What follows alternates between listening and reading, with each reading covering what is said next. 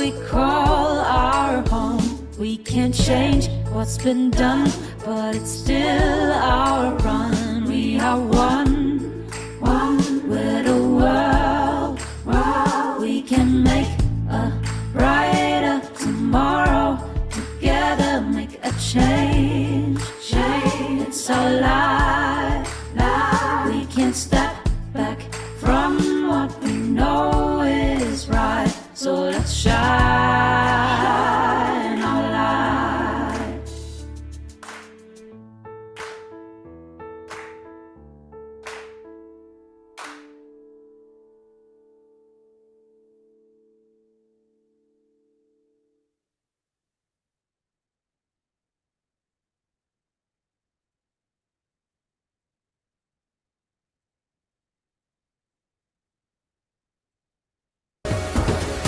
Catalyzing Change Week 2024 is building the social innovation sector from the 6th to the 10th of May. Players of the social innovation sector, from knowledgeable academics paving new paths to government champions igniting policy shifts, have curated over 100 action-oriented sessions hosted from more than 30 countries in a mix of up to 6 languages.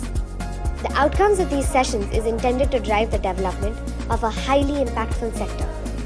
The goal of CCW 2024 is to tackle the challenges of the sector and embrace solutions that will bridge the gaps in policy, behaviors and mindsets through innovation and collaborative action. Let's create lasting change together. Register for CCW now and check out our events calendar at catalyzingchangeweek.catalyst2030.net.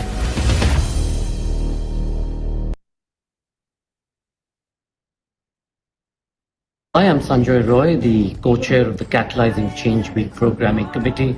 Welcome to Catalyzing Change Week 2024. This is where we'll not just have conversations, but we'll actually see change. We'll see change makers, innovators within the social space. You'll meet government folks and funders. You'll see people who've done excellent good practice that we can learn from. And most importantly, it'll be a place to network, learn, and exchange ideas. So do dive right in to the Catalyzing Change Week 2024 and enjoy the experience.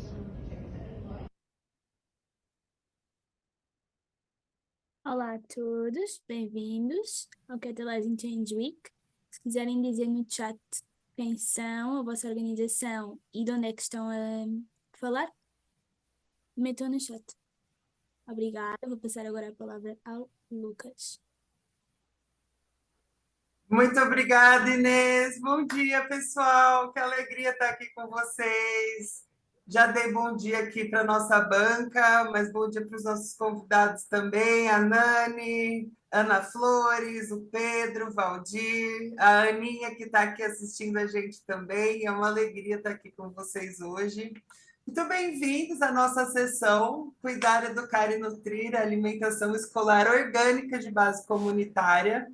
Esse é um nome que tenta sintetizar, né? Mas ainda tem muitas questões super importantes aqui dentro, então, para a gente compreender.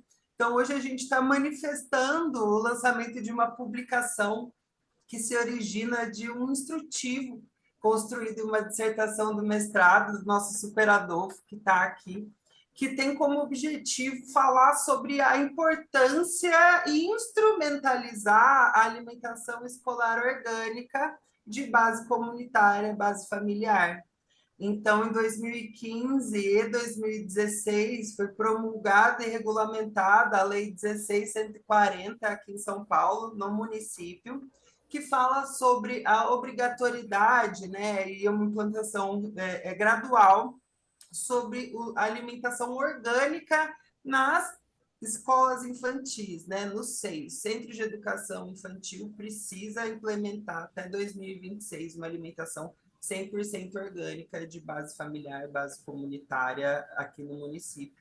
Então, para falar sobre o processo dessa experiência, a gente vai contar um pouco sobre como que esse movimento se originou na nossa ordem de fala, e como que a gente está trabalhando para levantar uma ciência sobre essa questão de uma forma extremamente urgente, justamente porque 2026 está aí já na frente, né?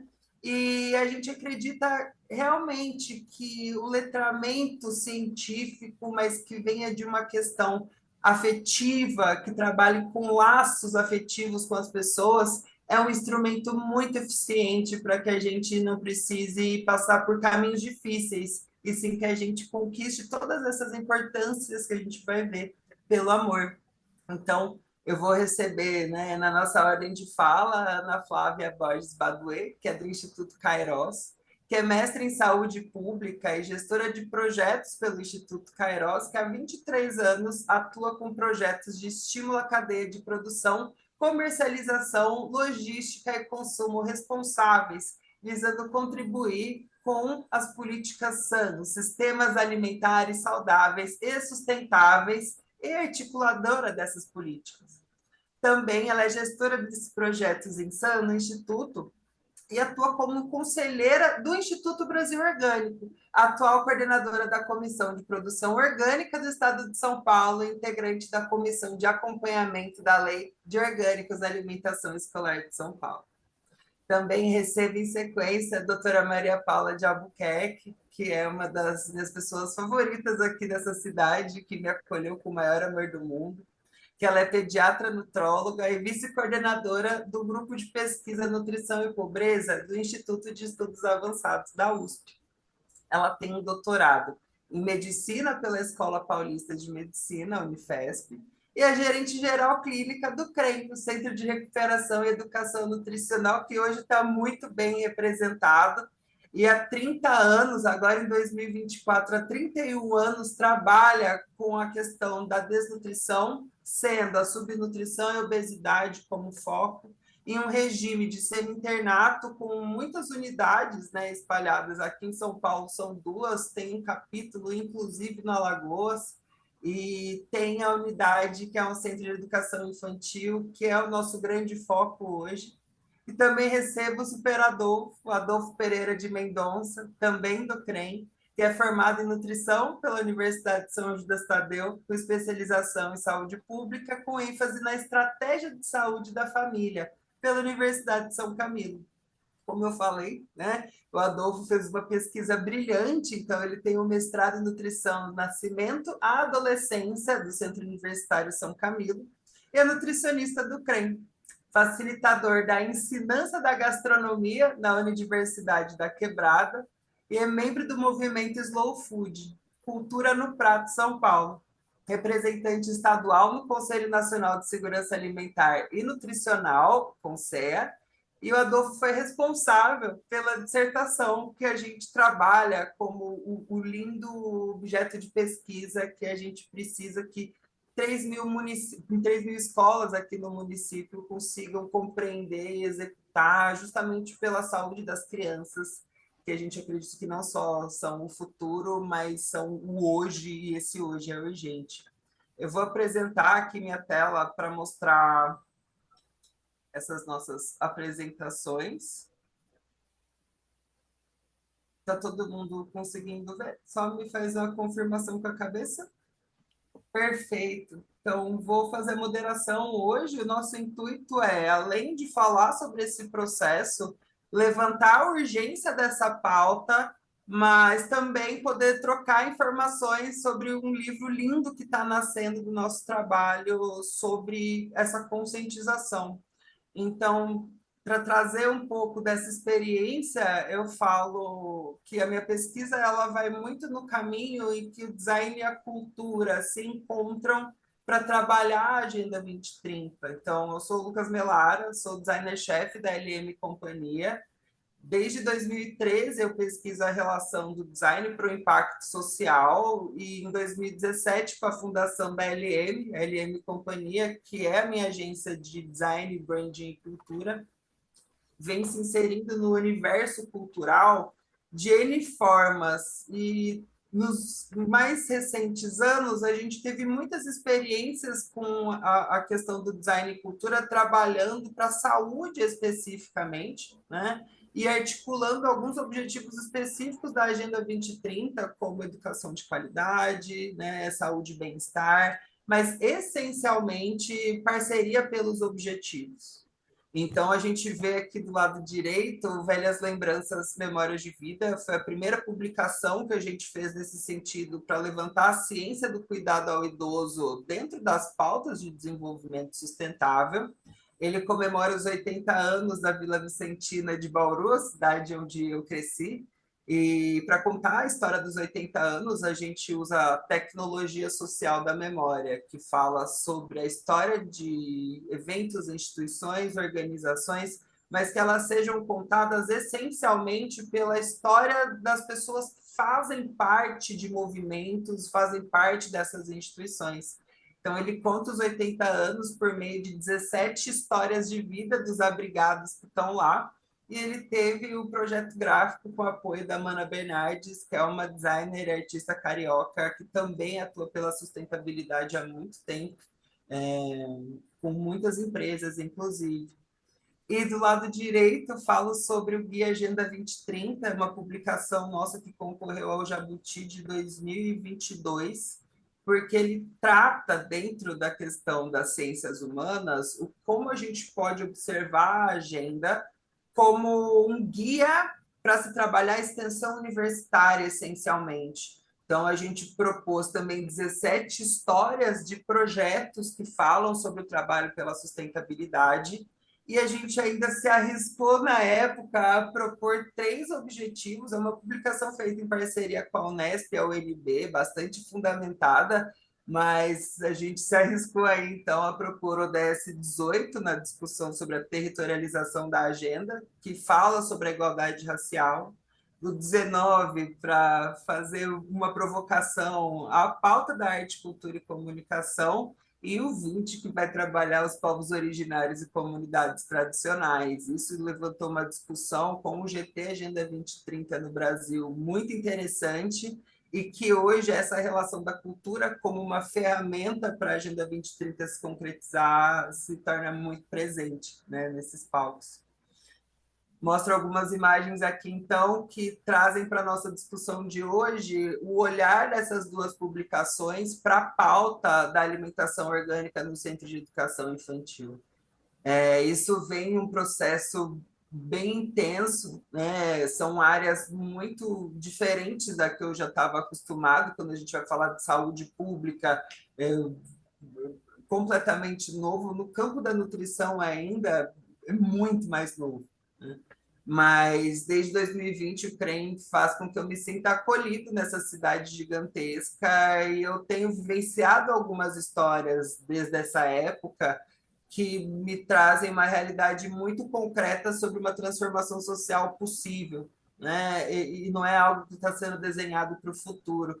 São N ações distintas dentro de uma organização que tem uma capilaridade tão fundamental que, quando a gente vai entender cada uma das histórias que existem dentro da instituição, a gente tem material para 300 mil livros.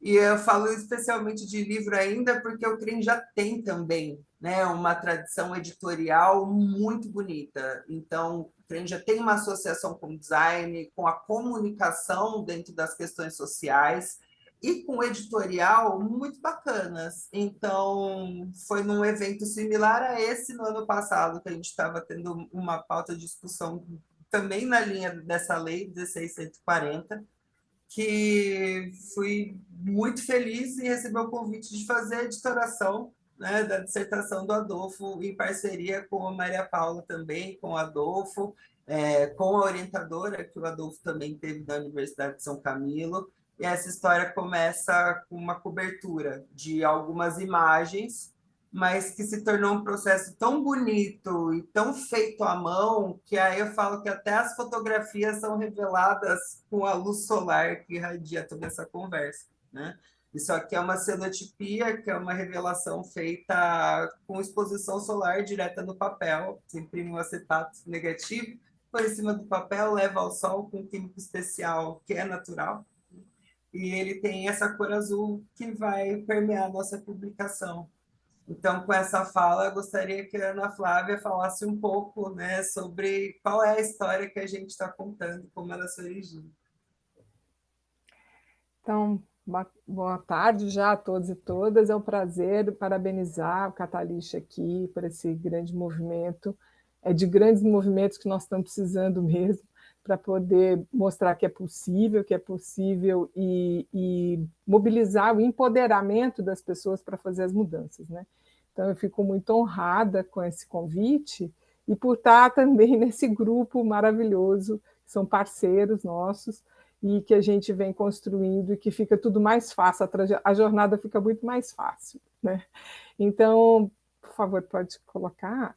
Eu vou só fazer uma retrospectiva, o Adolfo já falou um pouco da Lei dos Orgânicos, é uma lei que foi construída com a participação da sociedade civil, do Executivo e do Legislativo, né, no município de São Paulo. Foram uns 2, 3 anos de construção, e aí a lei saiu promulgada em 2015 e a sua regulamentação em 2016. E a partir de então a gente vem com esse desafio, como ele disse, progressivo, né, de buscar esse abastecimento num desafio maior da cidade, porque são 3.755 unidades educacionais, mais de 1 milhão de alunos matriculados e mais de 2 milhões e 100, mais ou menos 2 milhões e 100 mil refeições dia, servidas por dia. Então, tem uma parte do recurso que é do Fundo Nacional de Desenvolvimento da Educação, que vem a nível federal, do Ministério, mas tem 2/3 quase a mais, vem da própria Prefeitura de São Paulo. E aí, o desenho de São Paulo são 4 sistemas, na verdade, passando quase para ser a 3. Mas é um modelo que houve uma terceirização, que há uma empresa licitada que cuida da alimentação, de boa parte da alimentação, principalmente do ensino fundamental, né? Tem o sistema misto, que ainda tem um pouco de compra direta da prefeitura e o sistema também de terceirização da mão de obra apenas, e as escolas ainda são geridas ali, a alimentação pela prefeitura. E tem um sistema de parceria, que é o que nós vamos falar aqui com o exemplo do CREM, né, que é uma creche que cuida da educação infantil, que é parceira, né, como o CREM é parceiro da prefeitura, e recebendo recurso, então, com um desafio grande aí para fazer a compra total dos alimentos. E também tem a compra direta, que aí sim vem com recurso do federal. A Lei de São Paulo amplia aquela previsão de comprar pelo menos 30% da agricultura familiar e, se possível, orgânica prevista na lei federal, né? Ela trouxe para o município o desafio, então, de comprar 100% progressivamente da alimentação escolar. Então, em todos esses 4 sistemas, não é mais só o direto, como está ligado aí à questão do recurso federal, mas todos os 4 sistemas estarem participando da aquisição. Então, isso traz vários desafios, e um dos desafios foi colocado durante todo o processo ali da pandemia, né, como facilitar a compra da agricultura familiar, né, para que essa agricultura familiar chegasse de uma forma mais permeável nesses sistemas. E a gente tem, então, o programa para a aplicação do decreto da regulamentação da lei, chamado Escola Mais Orgânica, né? A gente nominou assim com esse nome já emanando positivamente aquilo que a gente deseja, né? Tem também na própria regulamentação da lei, do decreto de regulamentação, prevê não só a aquisição prioritária da agricultura familiar de base agroecológica ou orgânica, mas também a questão da educação alimentar nutricional como um eixo importantíssimo. E esse exemplo que vocês vão ouvir aqui do CREM, ele acolhe, ele abrange todos esses lados, né? É muito orgulho a gente ver como essa instituição conseguiu fazer um trabalho tão profundo e conseguiu captar toda a essência, né, do que a gente... eles vão falar aqui do exemplo, já quero falar dos spoilers, mas vocês vão poder ouvir melhor.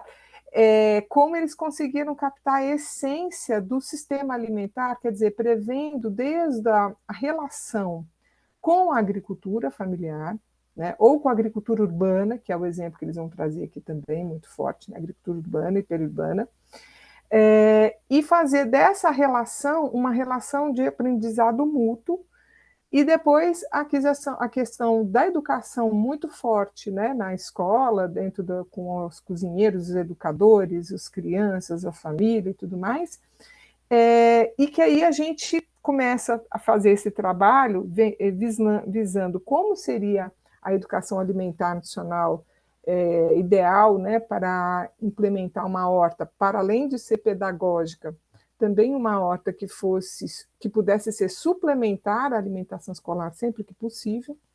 O CREM também já avançou nesse sentido. E a gente criou um programa chamado Viva Agroecologia, e os Sabores da Agricultura Familiar também, um programa de TV que a gente trouxe essa noção do sistema alimentar como um todo. Pode passar, por favor? Que eu vou só finalizar dizendo que todo esse trabalho ele foi feito com algumas ações piloto desde 2018. Ele se baseia numa coisa que está previsto no decreto de regulamentação da Lei dos Orgânicos do município de São Paulo, que é prever uma horta que seja com plantas alimentícias não convencionais, exatamente prevendo a questão que nós já estamos hoje trazendo aí, cada vez mais tendo que lidar com essa questão climática, dos desafios, né? Então, com uma horta na escola que seja resiliente, que resgate a nossa cultura alimentar de alimentos tradicionais, que possa ser fácil, de fácil manejo, e que possa ser acessível, de fácil cuidado, né? E que possa ser mais acessível para a própria escola, né? Além disso, a gente também trabalha agora para aprofundar, também sinalizado aí com a experiência do CREM, para trabalhar os brotos. Então, são duas características dessa horta, né? Que, para além de ser pedagógica, ela somente pedagógica, ela também possa suplementar e que ela seja enriquecida com brotos e punk. Então, a gente fez um trabalho desde 2018 e está tudo registrado no site. Quem tiver interesse pode pesquisar no site vivaagroecologia.org.br. Tem todos os materiais disponíveis, gratuitos, online. Tem até curso de formação também com a Embrapa, online, gratuito. E todos esses materiais, a gente teve uma fase em que a gente também trabalhou de forma lúdica esse conteúdo, para que na pedagogia fosse trabalhado de uma forma mais acessível e também mais encantadora para as crianças, né? E o ano passado a gente trouxe um outro desafio, que é trabalhar a questão da consciência alimentar através do mindfulness e do mindful eating, para que, trabalhando toda a educação de todos os entes da escola, né, todos os educadores, os pais e, logicamente, as crianças, para se trabalhar em ciclos curtos de produção, todo o trabalho de desenvolver a empatia de todos na escola pela natureza, pela uma alimentação saudável. Então, eu convido a todos para nos visitar aí no site, dizer que é uma alegria se a gente puder somar no sistema aí e na campanha do Catalyst, que a gente só acredita nessa soma para multiplicar. Então, é um prazer muito grande, agradeço a oportunidade. Obrigada. Obrigado, Ana. É muito importante para a gente entender toda a complexidade, né, para chegar nessa conversa. Então, é um movimento que vem aí de muitos anos, né, e que encontrou um terreno muito bonito para poder se exemplificar. Então, agora eu passo a palavra para Maria Paula. Ela vai falar um pouco sobre como que se originou tudo isso dentro do CREM no momento de enfrentamento à pandemia muito importante que aconteceu, especialmente em São Miguel Paulista, e é um caso muito legal para a gente escutar. Paula, bem-vinda. Obrigada, Lucas. Ana, sempre inspirador te ouvir, né? Acho que nós, CREM, Instituto Kairos, realmente são organizações enfim, que encontram, que se cruzam, né? E eu acho que esse momento do Catalyst nos ajuda bastante a fazer testemunho dessas histórias, né? Então, fica aqui meu agradecimento também aqui ao Lucas pelo convite. Eu queria contar um pouquinho, né, falar um pouco da nossa missão, que é enfrentar a subnutrição e a obesidade. Acho que Lucas, você pode passar o próximo, por favor? Nutrindo corpo, mente e relações para o desenvolvimento integral da pessoa e da família. Bom, a nossa missão ela é bastante ampla, né?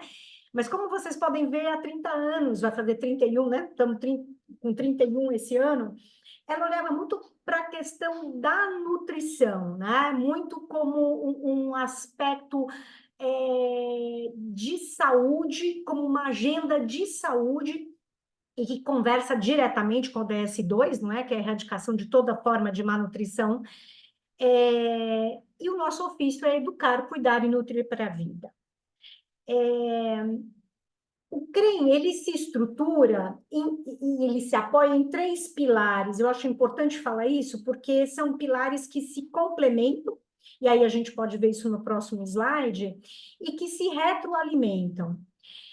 Onde o CREM nasceu? Ele nasceu no pilar 1, que é o pilar de pesquisa, ensino e que incide em políticas públicas. E foi nesse pilar, na academia, que o CREM nasce como um projeto de extensão universitária. Por isso que o Lucas cita muito bem de que está no nosso DNA esse aspecto de publicação, essa veia editorial, porque efetivamente é isso. São mais de 150 artigos científicos, mais de 10 livros publicados, e o livro que nós estamos aqui comemorando hoje é mais uma obra que nasceu aí com essa parceria super frutífera e profícua do Caiós, na figura de um colaborador do CREM que fez o seu mestrado num projeto que foi incubado e foi executado pelo CREM, né?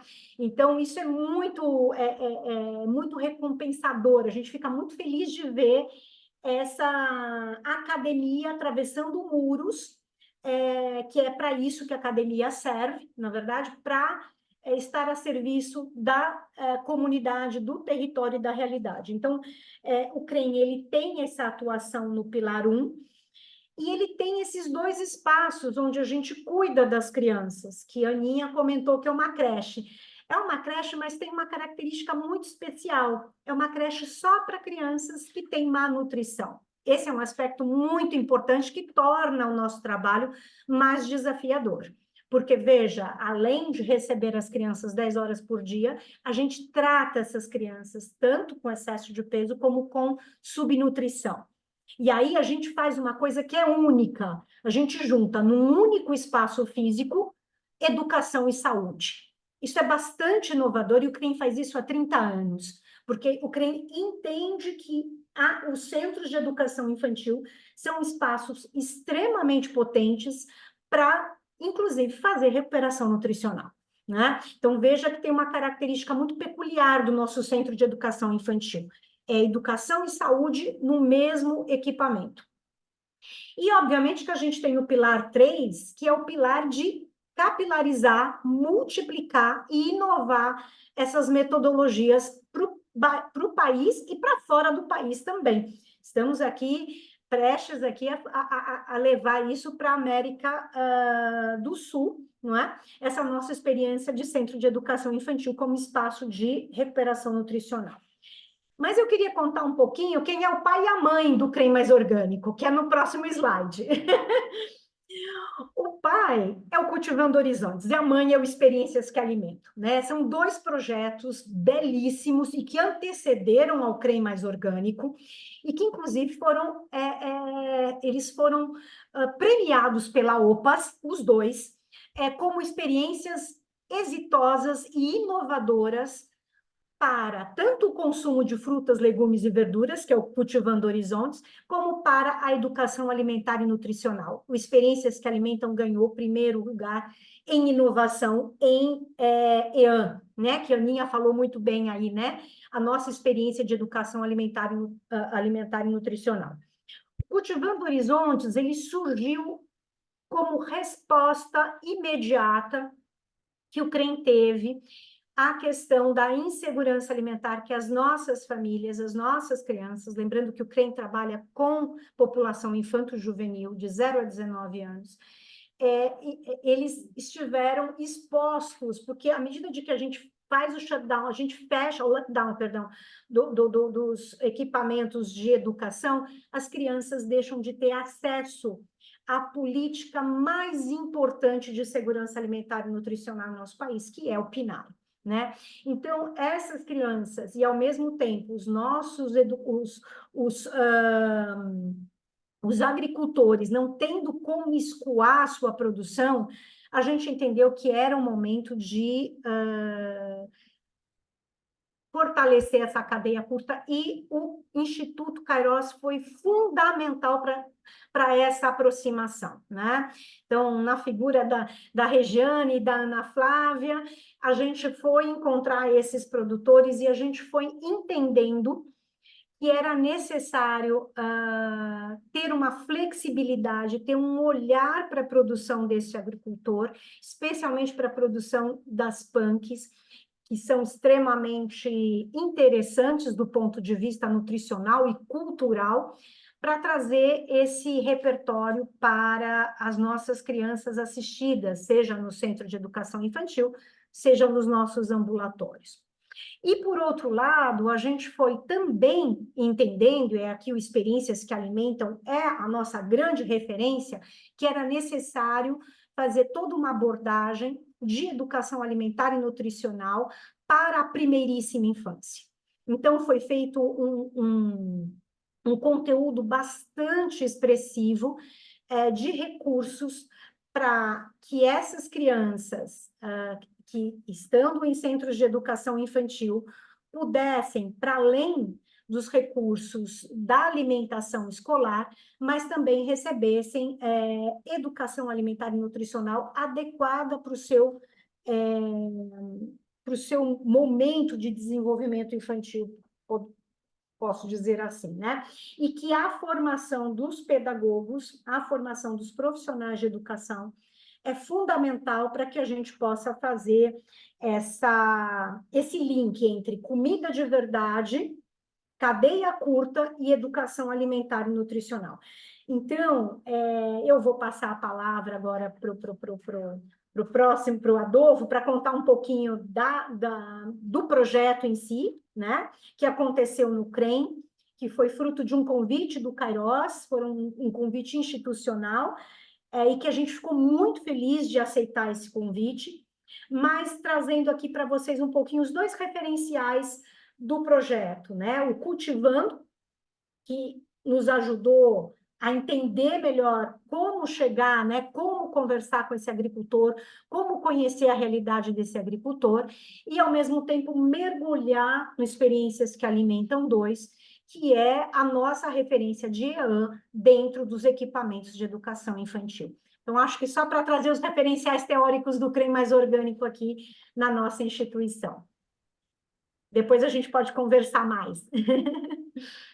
Obrigada, Paula. É super importante a contextualização, né? Igual o que a Ana falou sobre o movimento até a lei acontecer, né? A importância de muitas coisas acontecerem até o momento de 2015, a regulamentação em 2016, e o CREM como pioneiro no enfrentamento, até uma questão que a gente vai conversar depois. Eu vou fazer a pergunta da famosa sindemia, que eu acho que é importante, né, para entender toda a complexidade que a alimentação está inserida, especialmente, mas para a gente chegar no CREM mais orgânico, a experiência que o CREM já tinha como bagagem durante a pandemia, especialmente, que foi colocada muito à prova, é essencial para que a gente possa falar desse momento.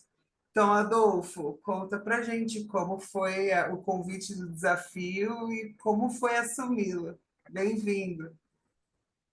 Uma ótima tarde a todas as pessoas aqui presentes. Então, fico bastante honrado, né? É uma cadeia, né, de agradecimento. Então, agradeço a Paula, agradeço a Ana Flávia, agradeço o Lucas aí pela grande oportunidade de estar aqui neste evento que traz aí revela, né, e coloca a luz dessa questão tão importante.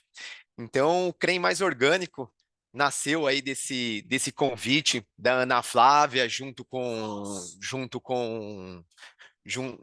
da Ana Flávia junto com aqui junto da instituição, vindo desses referenciais teóricos, né?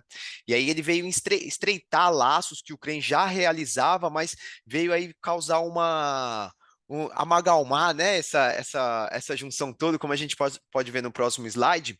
A partir desse convite, nós fomos atrás do agricultor, né? Sempre com a ajuda ali do Instituto Queiroz, podemos ver ali numa das fotos da visita do agricultor, a Regiane do Instituto Queiroz, sempre ali facilitando esse momento, para entender o que o agricultor tinha de disponibilidade. A gente foi entender um caminho contrário, né? Eu sou responsável pela elaboração dos cardápios, mas sempre elaborando o cardápio em cima daquilo, das necessidades, mas nós fomos atrás do agricultor para saber o que ele tinha de disponibilidade para que eu pudesse montar os cardápios em cima da disponibilidade dele, que o agricultor também pudesse, de uma certa forma, se organizar a começar a fornecer esse alimento para alimentação escolar. Então, isso causou um estreitamento aí das relações. Nós sempre tivemos essa relação com os agricultores, mas veio estreitar ainda mais quando nós tivemos essa relação aí também com a questão da alimentação escolar. No próximo slide, a gente pode ver aí o quanto que esses alimentos, eles começaram a fazer parte também de todo o processo da cadeia da comunidade pedagógica. Então, dentro da sala de aula, os alimentos orgânicos fazendo parte das oficinas, então trouxe ali para as crianças, muitas vezes as crianças não sabiam que a cenoura tem uma rama. O alimento orgânico permitiu que houvesse essa apresentação para as crianças. E também ali dentro da cozinha, as crianças com a mão na massa, vamos se dizendo, cozinhando, fazendo uma omelete de ora pro nobis. Hoje, as punks fazem parte do cardápio da alimentação escolar, então acho que vem ao encontro que a Ana Flávia falou, de aumentar esse repertório, esse contato, essa questão da valorização ancestral. Então, esses alimentos hoje estão fazendo parte da alimentação escolar. E aí as crianças fazendo ali o que elas vão consumir no próprio almoço, naquele momento ali, era uma omelete de ora pro nobis. Já no seguinte, a gente consegue ver, então, que a entrada desses alimentos orgânicos tiveram muitos resultados além da questão educacional também. Hoje, 100% dos alimentos, na alimentação escolar, 100% dos legumes e das verduras são orgânicos, as frutas ainda giram em torno de 50%. Nós temos a questão das frutas, né? Tem um ciclo maior, grandes áreas, então, como nós damos prioridade para a agricultura urbana, a questão das frutas ainda é um calcanhar de Aquiles, vamos se dizer, mas 100% de legumes e verduras hoje, no CREM, é orgânico. E aí, é sempre dito, né? O orgânico mais caro, o orgânico. Hoje a gente economiza dinheiro público com a compra de alimento orgânico. Isso por conta, é caro quando a gente compra nos grandes supermercados, né? Mas quando a gente compra direto do agricultor, a gente leva mais sustentabilidade para ele e garante economia. A gente pode ver numa das fotos aqui uma economia indireta, é a couve.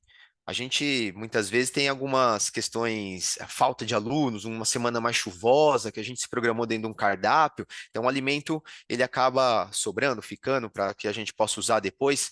Aqui é uma couve, uma foto de uma couve orgânica e uma foto de uma couve convencional, depois de 5 dias armazenadas. Então o alimento orgânico ele é construído respeitando a natureza, cada molécula, né, diferente do alimento convencional com bastante fertilizantes, ele passa do vistoso para o churume muito rápido.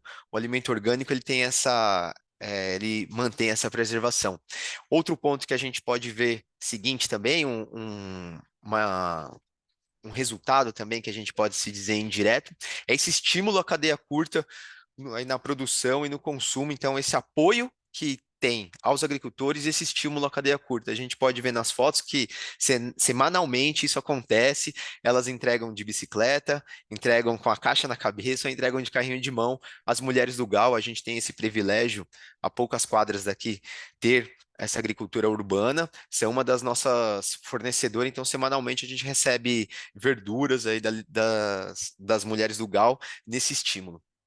No próximo slide, a gente pode ver, eu quis colocar o quanto que isso também é importante. Desde agosto de 2021, então aqui a gente pode ver nas fotos a primeira colheita, foi num domingo, 1º de agosto, eu lembro, eu estava lá, 1º de agosto foi a primeira colheita destinada para alimentação escolar, e a partir do dia 2 de agosto, somente houve interrupção nos períodos de férias.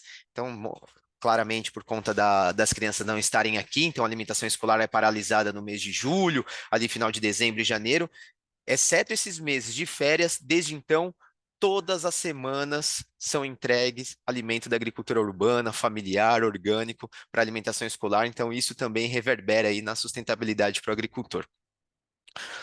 E aí, a gente chega até nesse caminho todo, a gente chegou aí em 2023, desde 2021, e aí a realização de um sonho que eu posso dizer pessoal, já desde do período de formação, que era fazer o mestrado e o mestrado para mim precisava fazer sentido, ele precisava ter uma aplicabilidade, e nada melhor de unir tudo isso, então tem a ver com a história do CREA, então rompeu os muros da academia, há uma aplicabilidade muito forte e vai reverberar também nessa questão aí para poder instruir os demais centros de educação infantil realizar essa compra dos alimentos orgânicos. Então, causa aí todo um ciclo, né? Cadeia curta, sustentabilidade, alimento orgânico para criança, educação. E em 2024 aí teremos esse que no início nós chamávamos de instrutivo, hoje já é uma obra, um livro, foi se tornando cada vez maior. Acho que não foi se tornando, só foi revelando cada vez a sua grandeza. Em 2024 teremos aí o lançamento dessa obra. E quero pontuar aqui mais uma vez também, né, em todos os slides aqui coloquei, fiz questão de colocar o símbolo do CREA mais orgânico, que tem aí os dedos do Lucas, que é um símbolo muito querido aqui para nós, trabalhou em vários logos, mas do CREA mais orgânico também é algo bastante bacana, sensível, que revela um pouco do nosso trabalho. Então é isso. Obrigada, Adolfo. Inclusive, assim, esse pedaço da história eu acho muito legal, da questão da identidade do projeto em si, tanto do Cultivando Horizontes como do CREA Mais Orgânico. Eu lembro que a gente estava em reunião, eu, você e a Paula, e aí, quando a gente está falando de design e a gente fala de design contemporâneo, uma das principais questões que a gente tem é a participação, né? A gente não pode mais falar design para, projeto para, produto para. A gente substitui isso pela urgência de fazer com, da participação, do planejamento participativo. E no projeto de marca, no projeto editorial, uma das grandes questões que a gente precisa compreender é qual é a identidade do grupo que se forma, desse grupo de trabalho que está acontecendo ali, né? Então, cada um vai vir com uma referência de vida, com um caminho, né, mental, e a gente precisa entender qual é a identidade comum a todos, mas também quais são as particularidades que cada um contribui para valorizar tanto o grupo, mas também cada integrante desse grupo.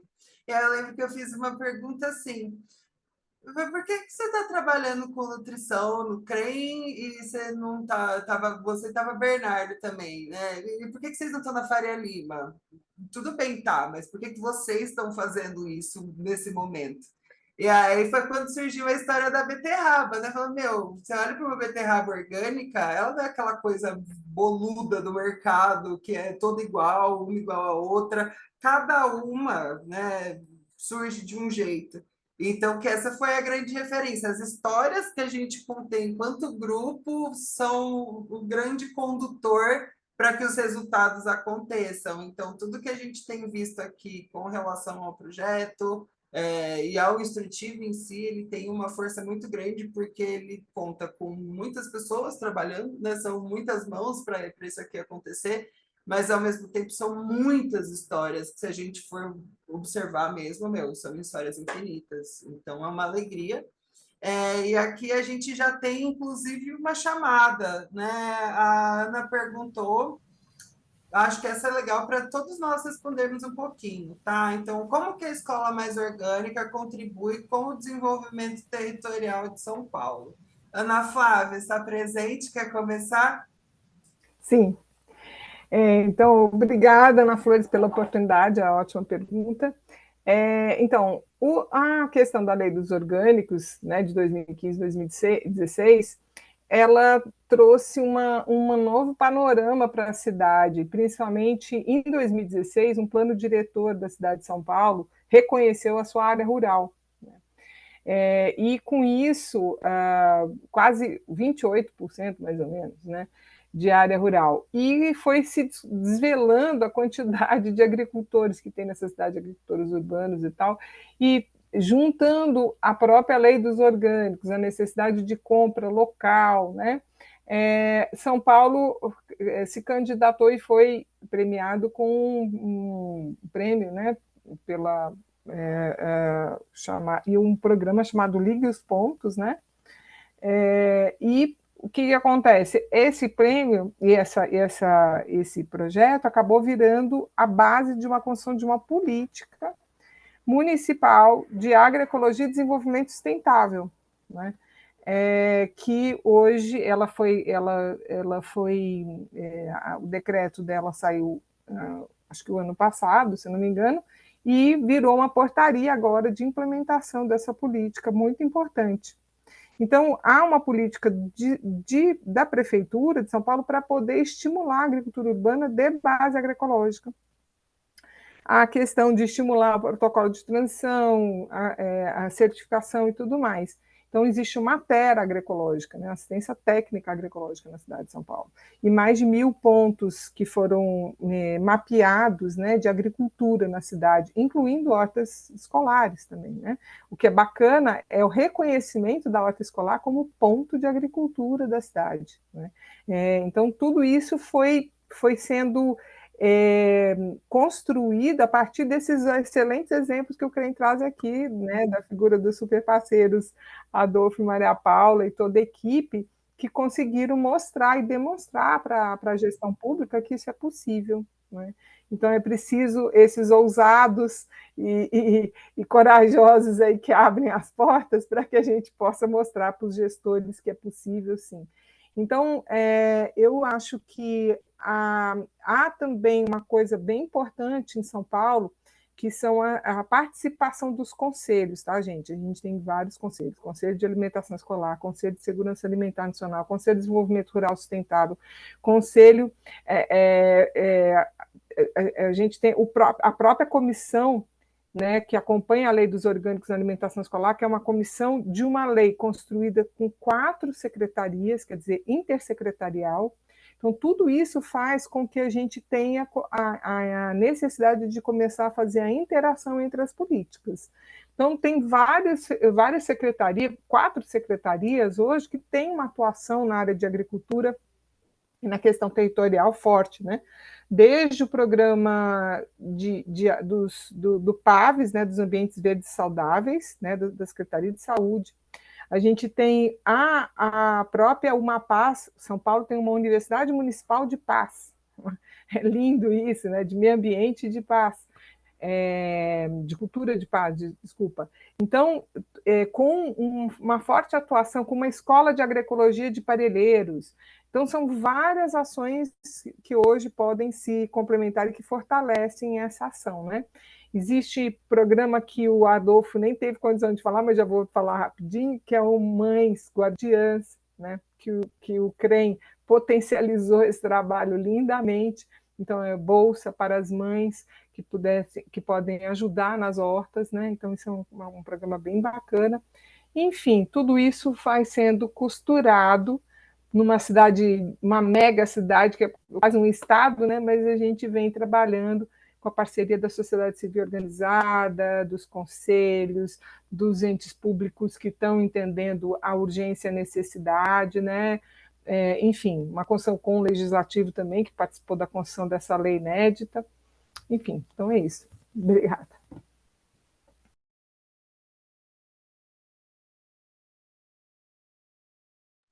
Eu estou brigando com a barra debaixo do Zoom, que eu não acho onde que é o microfone. Obrigado, Ana, pelo testemunho. Nítido ver.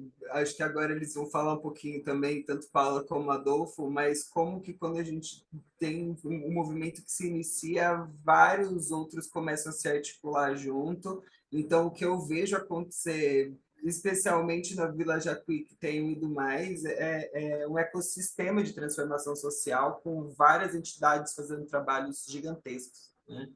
Então, Paula, Adolfo, se quiserem falar um pouquinho aí.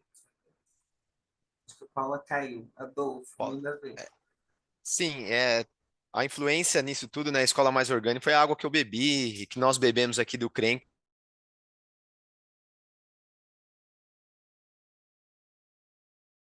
Vamos ver onde a Ana Flávia está, para que a gente pudesse receber, beber dessa mesma fonte. Então, Viva a Agroecologia, Ligue os Pontos, tudo isso, né, toda essa cadeia e essa lógica de como fazer. Também faço parte da comissão do Lei dos Orgânicos, estou lá com a Ana Flávia e outros companheiros.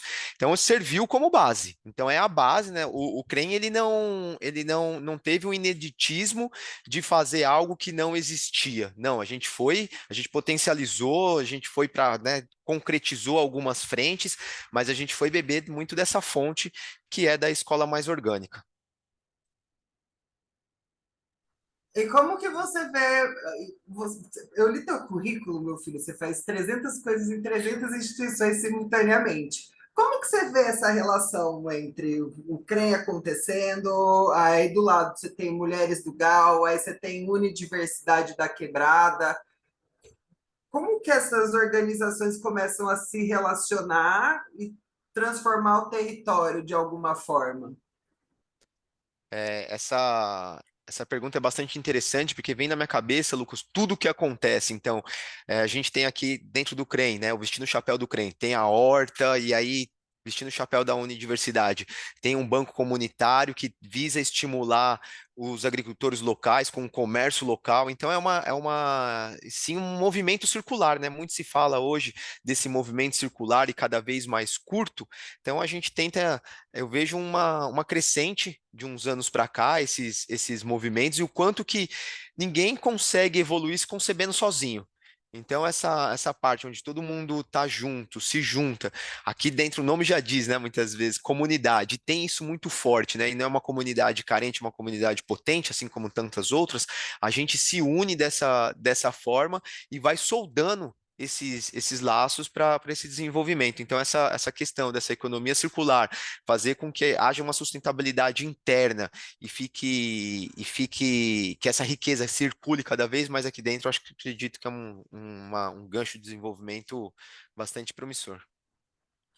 Ô, Lucas, se Perfeita. você me permite, só para fazer uma parte para não perder, o Adolfo Permite. falou muito bem, essa é a questão do projeto Sampa Mais Rural, né? Programa Sampa Mais Rural da Prefeitura, que vocês podem entrar no site, só botar Sampa Mais Rural no Google, vocês encontram um site que fez esse mapeamento, né? Então, todos os elos da cadeia, quem produz na cidade, quem intermedia, quem compra, para mostrar que é realmente essa cadeia que se autoalimenta, né, e que é essa soma. E nos territórios, a potência que tem, que é eu chamo que o CREM é um ativador territorial, né, através aí das ações que o Adolfo também vem pilotando, e que vai fazendo essa costura, e a gente começa a ver que a gente trabalha com um paradigma de abundância e não de escassez, né?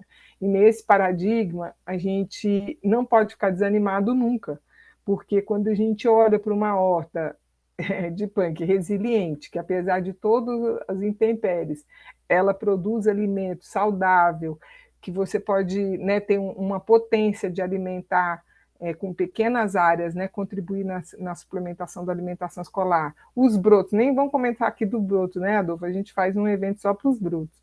Então, a gente começa a ver que tem uma potência grande que com a nossa união, né, com essa nossa conexão e a nossa união, a gente consegue sim fazer grandes transformações. E o CREM aqui é uma honra estar aqui, né, e o Lucas dando essa oportunidade também para a gente dar visibilidade para isso de uma forma tão bacana, o Catalyst propagando isso, só tem a agradecer. Obrigado. Só também, gente, Sampa Mais Rural é incrível. Ele está abraçado hoje pela ADESAMPA, se eu não me engano, né? Que é a Agência de Desenvolvimento de São Paulo. Então, a perspectiva, né, da agricultura como uma forma de desenvolvimento é substancial quando a gente vê os panoramas em que isso vai se desdobrando. a Nádia, né, uma das gigantes queridas do Catalyst, que tem um super carinho. Todas as meninas que estão aqui, né, que me acolheram super, então é muito bom ver vocês. E ela cutuca um negócio que eu acho fundamental, a discussão vem na minha cabeça, e eu acho que são desafios progressivos. A Nádia pergunta qual é o plano de vocês para expandir a experiência para outras cidades. Nessa mesma linha, acho que a gente pode fechar já amarrando assim, como vocês veem a perspectiva de pegar o caso do CREM e a gente conseguir distribuir isso para essas outras 3.000 escolas, e Nádia quer levar o Brasil afora, e que eu acho que merece muito, né? Então a gente já pode ir fechando com isso. Desculpa, Lucas, eu e a minha internet aqui, a gente está brigando. Peço desculpas a todos vocês. Vocês me ouvem? Imagina, Paula. Bom, eu queria trazer para vocês que esse livro, na verdade, ele é um grande desejo para a gente trazer a experiência do CREM mais orgânico, a experiência do Experiências que Alimentam, que eu acho que é isso, né? Ele está trazendo alguns elementos para que a gente possa replicar isso nos outros municípios. Eu acho que ele é absolutamente uma política, né? E acho que São Paulo, muito na figura desse movimento que a Ana Flávia liderou, ele é muito inovador, né? Então, acho que isso é necessário que a gente leve isso para outros municípios. O que eu queria trazer como uma última reflexão é que hoje a gente vive uma pandemia de obesidade infantil, a gente vive uma pandemia de desnutrição, e a gente não consegue trabalhar isso se a gente não olhar para os sistemas alimentares adoecidos. Então, nessa perspectiva de política pública que olha para a malnutrição infantil, a gente precisa levar a escola mais orgânica para todos os municípios, porque o PNAE hoje é a política mais robusta de segurança alimentar e nutricional, e a escola mais orgânica, ela traz essa obrigatoriedade da compra para 100%. Isso é absolutamente maravilhoso, né? Então, a gente precisa trazer essa política para todos os municípios. Então, era um pouco essa a minha mensagem final. Peço desculpas pela minha internet esquizofrênica que não está conseguindo me ajudar hoje, mas eu queria trazer muito que a gente olha para sistemas alimentares, obesidade e desnutrição quando a gente promove uma escola mais orgânica. Então, e aqui já me despeço de vocês antes que a minha internet caia de novo. Perfeito. Turma, muito obrigada pela participação. Foi um prazer ter essa conversa com vocês. Eu tenho certeza que vocês vão ficar atentos a muitos desdobramentos. Quando a publicação for nascer, vocês têm certeza aí que a gente vai mandar todas as informações, mandar convite, porque vai ser uma comemoração muito grande. Obrigada, um beijo a todos. Muito bom, obrigada. Até mais. Beijo, gratidão para todos. Obrigado a todas as pessoas. Obrigada, tchau, tchau. Tchau, até depois, tchau.